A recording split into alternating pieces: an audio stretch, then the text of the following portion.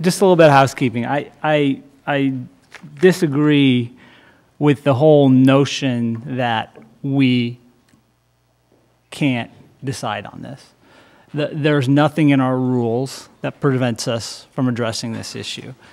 Not only is that a matter of law, which I think Mr. Piccolo will back me up on, but it's also a matter of practice, more importantly. If you were at our March 30th meeting, you will note that we voted on 2 non-binding resolutions.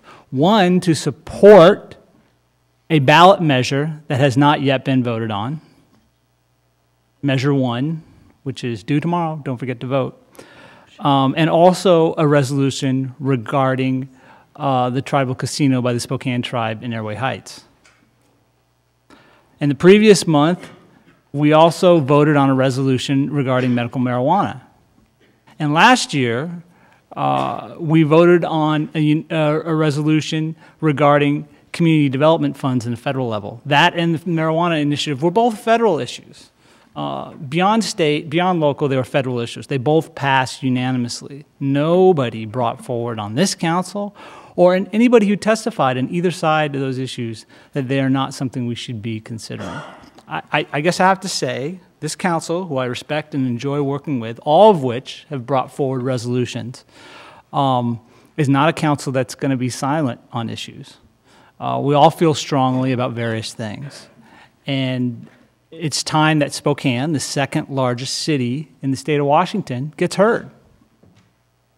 Another piece of housekeeping. I heard a lot of concern about potholes in the budget and other things for city services.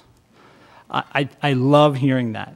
It sounds, you'd think council members would be annoyed by that, but it's actually very gratifying because we decide on those things and we don't get any testimony sometimes.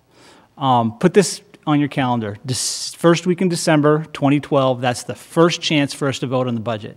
If that's a big concern, I would love it if you came down and testified. We had maybe 5 people testify over 3 weeks over our $160 million general fund budget last year.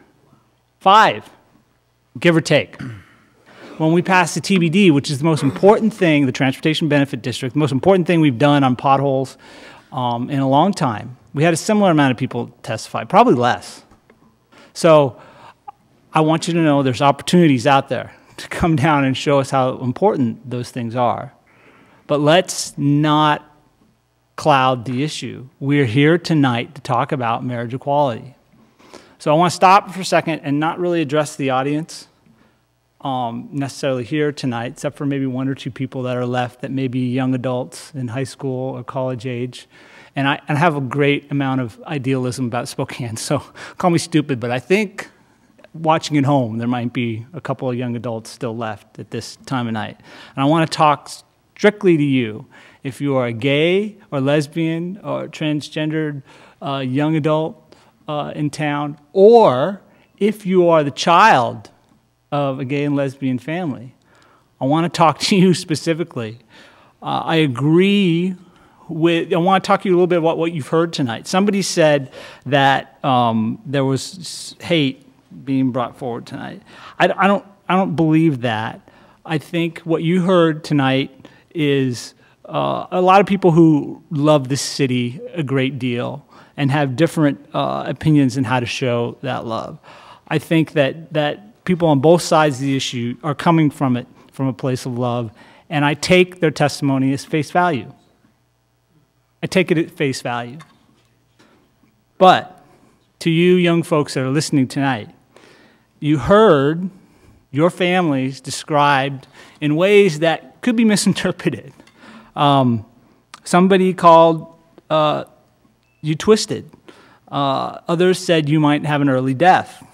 Others said what you feel is not love, it is infatuation. Some said you don't pay your taxes. Somebody said what you do is equivalent to child pornography and that you'll take drugs and that your lives are abetting communism or they're unhealthy. Can you see how young adults listening at home might misinterpret some of that and maybe think there was some sort of ill will there? I worry that they do. Little story, I graduated in 1987 from Lewis and Clark High School, go Tigers.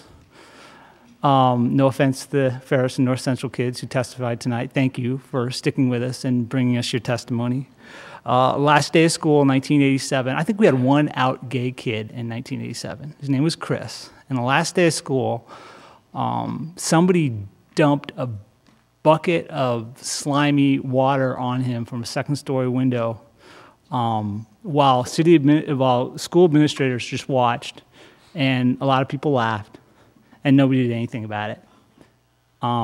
This was just a real public example of the kind of things that gay and lesbian kids faced at LC in 1987.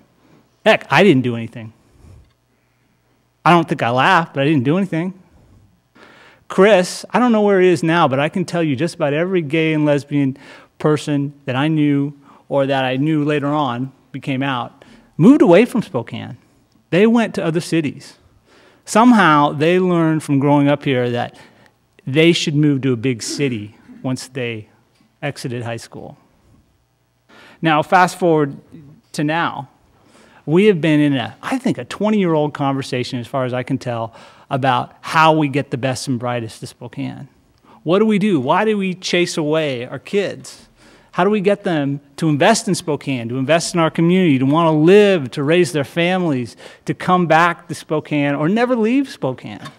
Well, I would assert to you that one of the biggest ways we chase away these kids is we don't have a situation where people can unequivocally say that they are accepted, that they are welcome as gays and lesbians in the city of Spokane. And that's something we need to change. And that's probably the biggest reason I wanted to see this come forward tonight. I want to say we have open arms for you. Come start your businesses here, start your families here, come live here, help us make Spokane what I think it is and will always be, one of the best mid-sized cities in America, bar none. You can't talk me out of that. And part of that is equality. You know, I gotten some, it didn't happen tonight, but I've gotten some pretty hostile emails over this. People have said some things in email that they would never say down in person here tonight. And I was talking to my wife over breakfast this weekend, and we were talking. I was trying to explain some of the things that we were getting here, and my daughter asked, "What are you talking about, Daddy? What's this marriage stuff?" She's 7 years old, and you know that's a teachable moment to me. When my kids say something like that, I don't shy away from it. I just dive right in. I say, "Well, honey, here's the thing.